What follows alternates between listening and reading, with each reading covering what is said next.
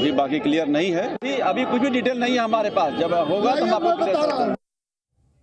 तो कौन था संजीव जीवा? सबसे पहले बताता हूँ, मुख्तार अंसारी का करीबी शूटर था, पश्चिमी यूपी का खूंखार अपराधी है।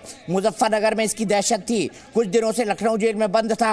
मुन्ना बजरंगी गैंग में भी एक्टिव रहा। मुन्ना बजरंगी वही गैंग है जो कृष्णानंद राय की हत्याकांड में शामिल था। भाटी गैंग के लिए भी काम कर चुका है। कृष्णानंद राय की हत्या में संजीव जीवा का नाम भी आया था। मैंने बताया मुन्ना बजरंगी के बारे में। ब्रह्मदत्त, बीजेपी नेता ब्रह्मदत्त द्विवेदी जो कद्दावर नेता थे, 10 फरवरी 1997 को फर्रुखाबाद में गोली मारकर हत्या कर दी गई थी, उसका भी आरोपी था। हत्या, किडनैपिंग समेत कई केस इस पर दर्ज थे। 22 से ज्यादा मुकदमे थे। 17 में ये बरी हुआ था। तो संजीव जीवा इस वक्त जेल के अंदर बंद था, जो हाई सिक्योरिटी बैरक थी उसमें बंद था। एक मामले में कचहरी उसको लाया गया और कचहरी में वकील के भेष में आए एक अपराधी ने गोली मारकर संजीव जीवा की हत्या कर दी। जो खबर आ रही थी इसके हिसाब से जो फायर हुई है उसमें कुछ और लोग भी इंजर्ड हुए हैं। आप देख सकते हैं संजीव जीवा वो देखो, निर्जीव शरीर उसका पड़ा हुआ है, औंधे मुंह। और संजीव जीवा कहते हैं ना, जैसी करनी वैसी भरनी, अगर ये कहा जाए तो गलत नहीं होगा। कुख्यात अपराधी था।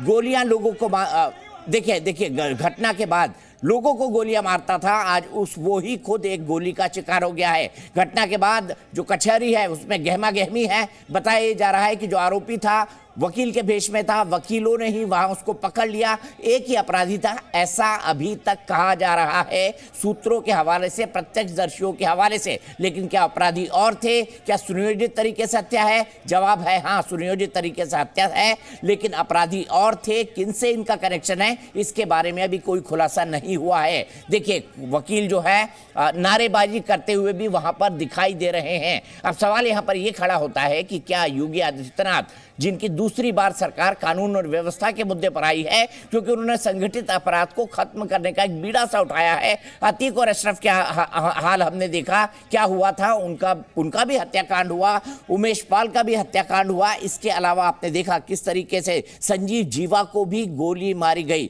सबसे पहला सवाल, मेरे वरिष्ठ सहयोगी अजीत लखनऊ से जुड़ गए हैं, इस वक्त वो अस्पताल में हैं। अजीत, अभी तक इस शूटआउट के बारे में क्या जानकारी मिल पाई है? अस्पताल में कितने लोग हैं और जो कैजुअलिटी हुई है वो कितने लोगों की है? क्या कोई आदमी अभी खतरे में भी है? क्या बता पाएंगे आप?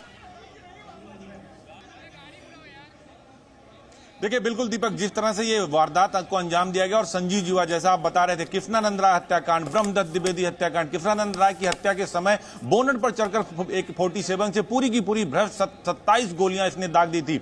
पश्चिमी उत्तर प्रदेश में बदन सिंह बद्दो, सुंदर सिंह भाटी, मुख्तार अंसारी, मुन्ना बजरंगी, सबके लिए काम करता था मुकीम काला, और इसकी दहशत थी। अब आपको तस्वीर दिखा देते हैं, ये वो आईसीयू है जहां पर संजीव जीवा इसके अंदर है। कहा जा रहा है उसकी मौत हो चुकी है, यानी गोली मारकर उसकी हत्या कर दी गई है। जो एक बच्ची है जिसको गोली लगी है उसको भी इसी आईसीयू में बलरामपुर जो लखनऊ का जिला अस्पताल है यहां पर रखा गया। और देखिए पुलिस फोर्स के जो लोग हैं वो यहां पर मौजूद हैं सिक्योरिटी के तौर पर। और देखिए कुछ अधिवक्ता हैं, उनसे भी हम बात करते हैं। देखिए क्या हुआ था कचहरी में।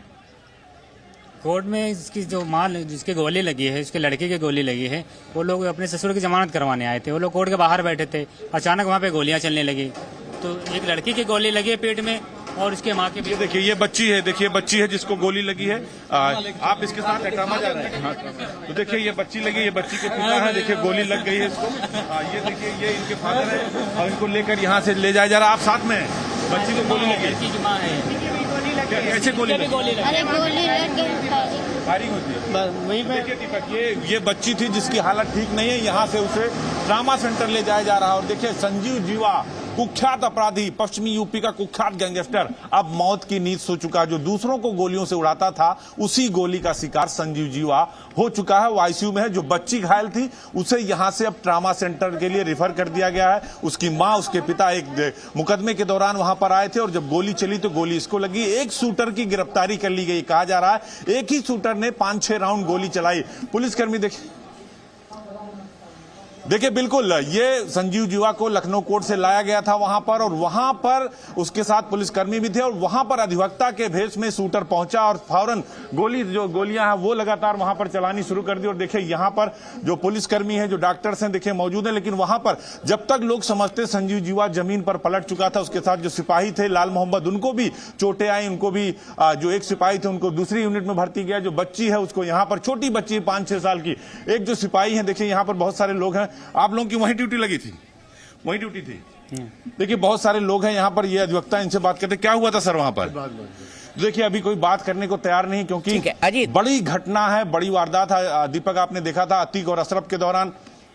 अजीत, मैं सबसे पहले आपसे ये जानना चाहूंगा, एक अपराधी है, चूंकि इसका आपराधिक इतिहास रहा है, हमारे यहाँ कहा जाता है जैसी करनी वैसी भरनी, लेकिन फिर भी इस तरह से हत्या हो जाना, इसको आप किस तरह से देखते हैं? क्योंकि योगी जी की सरकार दूसरी बार कानून और व्यवस्था पर आई थी, उमेश पाल का हत्या हो जाती है, अतीक अशरफ की हत्या हो जाती है, उसके बाद पुलिस के साथ एक और अपराधी है उसकी कोर्ट के अंदर हत्या हो जाती है। और देखिए वकील जो है अब धरने पर बैठ गए हैं सुरक्षा व्यवस्था के मुद्दे को लेकर, तो इसको आप किस तरीके से देखते हैं? किस तरह की राजनीति होगी? क्योंकि वैसे भी अपोजिशन मुख्यमंत्री योगी आदित्यनाथ को गिरने का कोई मौका नहीं छोड़ती, और वकील इस वक्त धरना कर रहे हैं कि कोर्ट के परिसर के अंदर गोली कैसे चल गई। पुलिस वाले भी दिखाई दे रहे हैं और मुझे दिखाई दे रहा है कम से कम एक डीसीपी रैंक के अधिकारी वहां पर इस वक्त मौजूद है। अजीत, क्या कहेंगे?